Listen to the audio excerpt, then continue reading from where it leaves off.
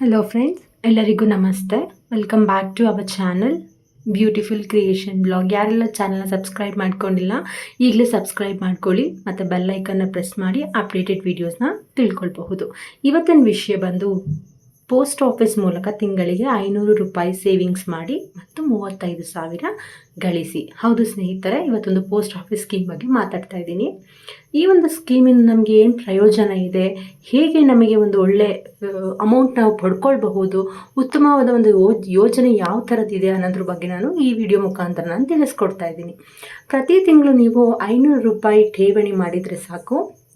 ಇದರ ಬಡ್ಡಿ ಸೇರಿದಂತೆ ನಿಮಗೆ 35,000 ರೂಪಾಯಿ ಗಳಿಸೋ ಉತ್ತಮವಾದ ಒಂದು ಪೋಸ್ಟ್ ಆಫೀಸ್ ಯೋಜನೆ ಚಾಲ್ತಿಯಲ್ಲಿದೆ. ಹೌದು ಸ್ನೇಹಿತರೆ, ಈ ಒಂದು ಯೋಜನೆಯನ್ನು ನೀವು ಮಕ್ಕಳು ಸೇರಿದಂತೆ ಎಲ್ಲರೂ ಈ ಯೋಜನೆಯ ಲಾಭನ ಪಡ್ಕೋಬಹುದು.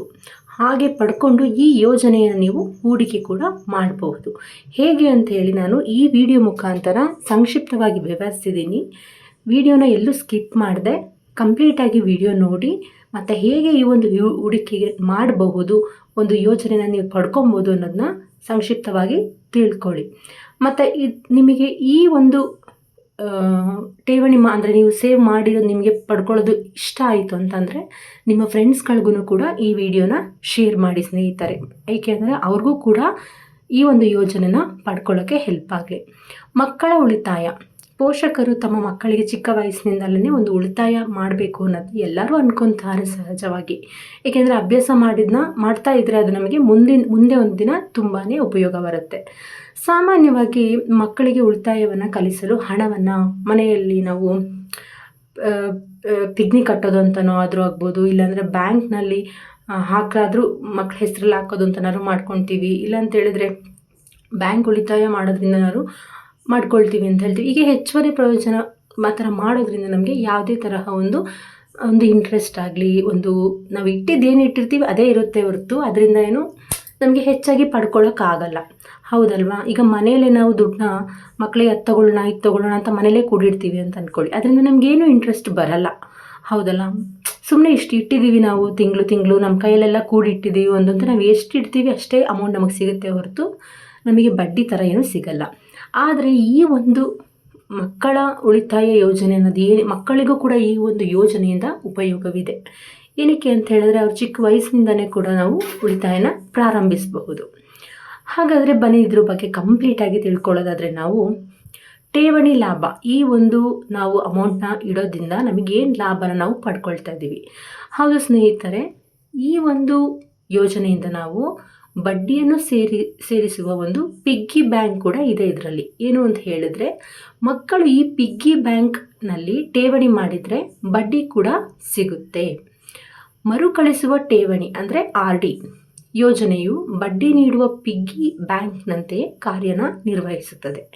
ಈ ಯೋಜನೆಯಲ್ಲಿ ನೀವು ಪ್ರತಿ ತಿಂಗಳು ನಿಗದಿತ ಮೊತ್ತವನ್ನು ಠೇವಣಿ ಮಾಡಬೇಕು. ಮತ್ತು ಆ ಅಮೌಂಟ್ ನೀವು ಮಾಡಿದ ಮೇಲೆ ಮೆಚುರಿಟಿ ಮೊತ್ತ ನಿಮಗೆ ಬಡ್ಡಿಯೊಂದಿಗೆ ಲಭ್ಯವಾಗುತ್ತೆ. ಮತ್ತು ನಿಮಗೆ ಈ ಒಂದು ಮೆಚುರಿಟಿ ಮೊತ್ತವು ಕೂಡ ನಿಮಗೆ ಬಡ್ಡಿಯೊಂದಿಗೆ ಸಿಕ್ಕೋದ್ರ ಜೊತೆಗೆ ಮಕ್ಕಳು ಉಳಿಸುವ ಹಣವು ಹೆಚ್ಚಾದಾಗ ಅವರಿಗೆ ಸಂತೋಷ ಕೂಡ ಹೆಚ್ಚಾಗುತ್ತೆ. ಜೊತೆಗೆ ನಿರಂತರವಾಗಿ ನೀವು ಉಳಿಸಲು ಕೂಡ ಒಂದು ಆಸಕ್ತಿನ ಮೂಡಿಸುತ್ತೆ ಈ ಒಂದು ಯೋಜನೆ. ಹಾಗಾಗಿ ಈ ಒಂದು ಠೇವಣಿ ಲಾಭ ಅನ್ನೋದು ನಮಗೆ ತುಂಬ ಒಳ್ಳೆಯದೇ ಕೂಡ ಆಗಿರುತ್ತದೆ. ಮತ್ತು ಈ ಒಂದು ಯೋಜನೆ 5 ವರ್ಷಗಳ ಯೋಜನೆ ಆಗಿದೆ ಅಂತ ಹೇಳ್ಬೋದು. ಏನಂತ ಹೇಳಿದ್ರೆ ವಿವಿಧ ಅವಧಿಗಳೊಂದಿಗೆ ಬ್ಯಾಂಕ್ಗಳಲ್ಲಿ ನಾವು RD ಸೌಲಭ್ಯ ಕೂಡ ಹೊಂದಿರ್ತೀವಿ. ತುಂಬ RD ಸೌಲಭ್ಯವನ್ನು ನಾವು ನೋಡಿದ್ದೀವಿ, ಅದು ಪೋಸ್ಟ್ ಆಫೀಸ್ ಮುಖಾಂತರನೂ ಇದೆ. ಆದರೆ ಪೋಸ್ಟ್ ಆಫೀಸ್ RD 5 ವರ್ಷಗಳ ಅವಧಿಯನ್ನು ಕೂಡ ಹೊಂದಿದೆ. ಈಗ ನೀವೇನು ಯೋಜನೆಯನ್ನು ಸ್ಟಾರ್ಟ್ ಮಾಡ್ಬೇಕು ಅಂದ್ಕೊಂಡಿದ್ರೆ ಈ ಒಂದು ಯೋಜನೆ 5 ವರ್ಷಗಳ ಅವಧಿನ ಹೊಂದಿರುತ್ತೆ. ಈ 5 ವರ್ಷ ಅವಧಿಗಳಲ್ಲಿ ನಮಗೆ 6.7% ಬಡ್ಡಿಯನ್ನು ಕೂಡ ನಮಗೆ ನೀಡುತ್ತೆ. ಈ ಒಂದು ಯೋಜನೆ 6.7% ಬಡ್ಡಿ ಅಂದರೆ 6.7% ಬಡ್ಡಿನ ನಮಗೆ ನೀಡ್ತದೆ. ಮಕ್ಕಳ ಉಳಿತಾಯಕ್ಕಾಗಿ ನಾವು ಪೋಸ್ಟ್ ಆಫೀಸ್ನಲ್ಲಿ RD ಖಾತೆನ ತೆರೆದು ಹೂಡಿಕೆ ಕೂಡ ಮಾಡಬಹುದು. ಈ ಒಂದು ಯೋಜನೆಯಲ್ಲಿ ನೀವು ತಿಂಗಳಿಗೆ ಕೇವಲ 100 ರೂಪಾಯಿ ಕೂಡ ನೀವು ಹೂಡಿಕೆನ ಮಾಡ್ಬೋದು. ಇದಕ್ಕೆ ನೀವು 100 ರೂಪಾಯಿಂದ ಸ್ಟಾರ್ಟ್ ಮಾಡಿ 100 ರೂಪಾಯಿನೇ ಆಗದ, ನಾವು ಇನ್ನೂ ಜಾಸ್ತಿ 500 ರೂಪಾಯಿನೇ ಆಗೋದನ್ನು ಜಾಸ್ತಿ ಇಡ್ಬೋದು ಅಂದರೆ ಇದಕ್ಕೆ ಗರಿಷ್ಠ ಮಿತಿ ಅನ್ನೋದು ಏನಿಲ್ಲ. ಅಂದರೆ ಹೈಯೆಸ್ಟ್ ಅಮೌಂಟ್ ಎಷ್ಟು ಅನ್ನೋದೊಂದು ಮಿತಿ ಇಲ್ಲ. ನೀವು 100 ರೂಪಾಯಿಂದನೂ ಕೂಡ ಒಂದು ಹೂಡಿಕೆನ ಪ್ರಾರಂಭಿಸಬಹುದು. ಮತ್ತು 35,681 ರೂಪಾಯಿ ಮೆಚ್ಯೂರಿಟಿ ಮೌಲ್ಯ.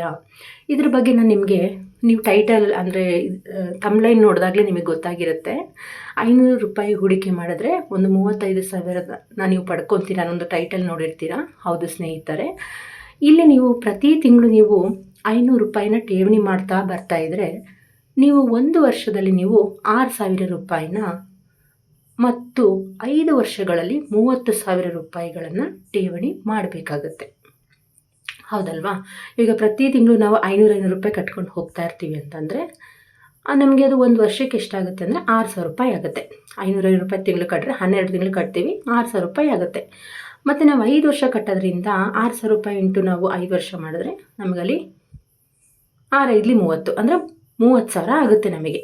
ಆ 35,000ಕ್ಕೆ ಅವರು ಬಡ್ಡಿ ಬಂದು 6.7ರಷ್ಟು ಬಡ್ಡಿನ ಕೊಟ್ಟಾಗ ನಮಗೆ 5,681 ರೂಪಾಯಿ ಸಿಗುತ್ತೆ. ಟೋಟಲಾಗಿ ನಮಗೆ 35,681 ರೂಪಾಯಿ ಸಿಗುತ್ತೆ. ಈ ಯೋಜನೆಯಲ್ಲಿ ನಮಗೆ ಇಷ್ಟು ಅಮೌಂಟ್ ಮೆಚುರಿಟಿಯಲ್ಲಿ ಕಂಪ್ಲೀಟ್ ಆದಮೇಲೆ ಸಿಗುತ್ತೆ. ಆದರೆ ಅದೇ ಮೊತ್ತವನ್ನು ನಾವು 5 ವರ್ಷಗಳ ಕಾಲ ಪಿಗ್ಗಿ ಬ್ಯಾಂಕ್ನಲ್ಲಿ ಇಟ್ಟರೆ 30,000 ರೂಪಾಯಿ ಮಾತ್ರ ಸಿಗುತ್ತದೆ. ಬಡ್ಡಿಯ ಲಾಭ ಮಾತ್ರ ಇದರಲ್ಲಿ ಇರೋದಿಲ್ಲ. ಅದು ಹೇಗೆ, ಯಾವ ಥರ ಇದರಲ್ಲಿ ಅಂದರೆ ಯಾವ ಥರ ನಮಗೆ ಬ್ಯಾಂಕ್ನಲ್ಲಿ ನಾವು ಇಟ್ಟರೆ ಇದನ್ನು 30,000 ರೂಪಾಯಿ ಮಾತ್ರ ಸಿಗುತ್ತೆ, ಬಡ್ಡಿ ನಮಗೆ ಲಾಭವಿರಲ್ಲ. ನೋಡಿ ಸ್ನೇಹಿತರೆ, ಈಗ ತಾನೇ ಹೇಳಿದಾಗೆ ನಿಮಗೆ 6,000ನ ಅಂದರೆ ನಿಮಗೆ 1 ವರ್ಷಕ್ಕೆ 6,000 ಆಗುತ್ತೆ ಅಂಥೇಳಿ ಅದನ್ನು ನಾವು 5 ವರ್ಷ ಇಟ್ಟರೆ 30,000 ರೂಪಾಯಿ ಆಗುತ್ತೆ. ಅದಕ್ಕೆ 6 ಪಾಯಿಂಟ್ ಬಡ್ಡಿ ಆಗ್ತಾಗ 35,680 ರೂಪಾಯಿ 81 ರೂಪಾಯಿ ಆಯಿತು. ಹೌದಲ್ವಾ?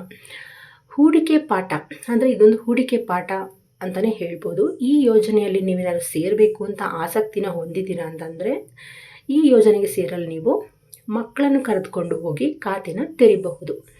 ನಿಮ್ಮ ಮಕ್ಕಳನ್ನು ಕರ್ಕೊಂಡೋಗಿ ಈ ಖಾತೆನ ಓಪನ್ ಮಾಡಿ ಹೇಗೆ ಠೇವಣಿ ಮಾಡೋದು ಅಂತ ನೀವು ಕಲಿಸಬಹುದು.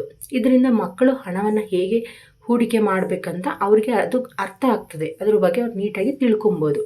ಮತ್ತು 5 ವರ್ಷಗಳ RD ಮೆಚುರಿಟಿ ಆಗಲು ಕಾಯಬೇಕಾಗಿರುವುದರಿಂದ ಮಕ್ಕಳು ತಾಳ್ಮೆಯಿಂದ ಇರಬೇಕಾಗತ್ತೆ. ತಾಳ್ಮೆಯಿಂದ ಈಗ ನನ್ನ ದುಡ್ಡು ನಾನು ಕಟ್ತಾ ಇದ್ದೀನಿ, ನಾನು ತೊಗೊಂಬಿಡ್ಬೇಕು ಅಂತ ಮಧ್ಯದಲ್ಲೇ ತಗೊಳ್ಳೋದು ಬದಲು ತಾಳ್ಮೆಯಿಂದ ಇದ್ದರೆ ಒಂದು ಒಳ್ಳೆ ಅಮೌಂಟೇ ಸಿಗುತ್ತೆ. ಮೆಚುರಿಟಿ ಮೊತ್ತ ದೊರೆತ ನಂತರ ಕೂಡ ನೀವು ಹೂಡಿಕೆಗೆ ಸಿಕ್ಕ ಬಡ್ಡಿಯಿಂದ ಹಣ ಹೇಗೆ ಹೆಚ್ಚಾಗಿದೆ ಅಂತ ಕೂಡ ನೀವು ಮಕ್ಕಳಿಗೆ ವಿವರಿಸ್ಬೋದು. ಏಕೆಂದರೆ ನಾವು ಇಷ್ಟಿಷ್ಟು ಕಟ್ಕೊಂಡು ಬರ್ತಾ ಇದ್ದೀವಿ ಅನ್ನೋದು ಮುಖಾಂತರ ಮಕ್ಕಳಿಗೆ ಹೇಳೋದ್ರಿಂದ ಅವರು ಕೂಡ 5 ವರ್ಷ ಗಂಟ ನಾನು ಅದನ್ನು ತಕ್ಕೊಂಡಿಲ್ಲ ಅಂದರೆ ಒಳ್ಳೆ ಬಡ್ಡಿನೇ ಪಡ್ಕೊತಾ ಇದ್ದೀವಿ ಅನ್ನೋದನ್ನ ಮಕ್ಕಳು ಕೂಡ ಅರ್ಥ ಮಾಡ್ಕೊತಾರೆ. ಹೌದಲ್ವಾ ಸ್ನೇಹಿತರೆ? ಅದು ನಿಜನೇ. ಹೇಳಬೇಕಂದ್ರೆ ಮಕ್ಕಳಿಗೆ ಒಂದು ಹೂಡಿಕೆ ಮಾಡಲಿಕ್ಕೆ ಒಳ್ಳೆ ಒಂದು ಯೋಜನೆ ಅಂತ ನಾವು ಇದನ್ನು ಹೇಳಬಹುದು.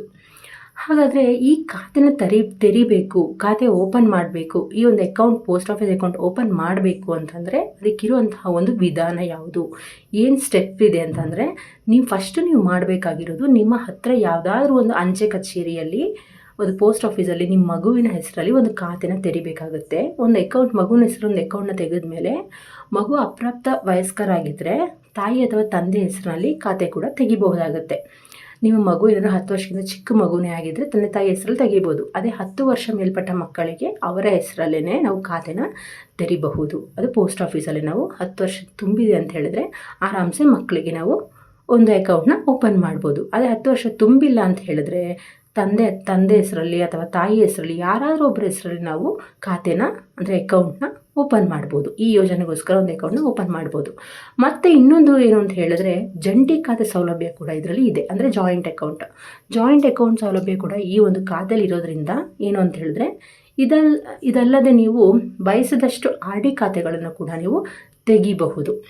ಅಂದರೆ ಒಂದಕ್ಕಿಂತ ಹೆಚ್ಚು RD ಖಾತೆ ಮಾಡ್ತೀನಿ ಅಂದರೂ ಕೂಡ ನೀವು ಈ ಒಂದು RD ಖಾತೆನ ತೆಗಿಬಹುದಾಗುತ್ತೆ. ಆದರೆ ಒಂದೇನು ಅಂದರೆ 10 ವರ್ಷಕ್ಕಿಂತ ಚಿಕ್ಕವರಾಗಿದ್ದಾರೆ ಅಂದರೆ ತಂದೆ ತಾಯಿ ಹೆಸರಲ್ಲೇ ಅಕೌಂಟ್ನ ಓಪನ್ ಮಾಡಬೇಕಾಗುತ್ತೆ. ಅದೇ 10 ವರ್ಷ ಮೇಲಿದ್ದಾರೆ ಅಂತ ಹೇಳಿದ್ರೆ ಮಕ್ಕಳ ಹೆಸರಲ್ಲೇ ನಾವು ಈ ಖಾತೆನ ಶುರು ಕೂಡ ಮಾಡಬಹುದು. ಮತ್ತು ನಿಮಗೇನಾದರೂ ಈ ಒಂದು ಯೋಜನೆ ಬಗ್ಗೆ ಇನ್ನೂ ತಿಳ್ಕೊಬೇಕು ಅನ್ನೋ ಆಸಕ್ತಿ ಇದೆ ಅಂತ ಹೇಳಿದರೆ ನನಗೆ ಕಮೆಂಟ್ ಮುಖಾಂತರ ತಿಳಿಸಿ. ನಿಮಗೆ ಏನೇ ಡೌಟ್ ಇದ್ದರೂ ನಾನು ಅದನ್ನ ಕ್ಲಿಯರ್ ಮಾಡ್ತೀನಿ. ಮತ್ತು ಇನ್ನು ಮುಂದೆ ನಾನು ಯಾವುದಾದ್ರೂ ವೀಡಿಯೋಸ್ಗಳನ್ನ ಹಾಕ್ತೀನಿ, ಅದ್ರ ಬಗ್ಗೆ ಅಪ್ಡೇಟ್ಸ್ ತಿಳ್ಕೊಬೇಕಂದ್ರೆ ಚಾನಲ್ನ ಸಬ್ಸ್ಕ್ರೈಬ್ ಮಾಡಿ. Thanks for watching. ಹೆಚ್ಚಿನ ಮಾಹಿತಿಗಾಗಿ ನನ್ನ ಚಾನಲ್ನ ಸಬ್ಸ್ಕ್ರೈಬ್ ಮಾಡಿ. Channel name beautiful creation blog ಆಗಿರುತ್ತೆ. ನಿಮಗೆ ಮುಂದೆ ಬರುವಂತಹ ಅಪ್ಡೇಟ್ಸ್ಗಳನ್ನ ನೀವು ತಿಳ್ಕೊಳ್ಬಹುದು. ಧನ್ಯವಾದಗಳು.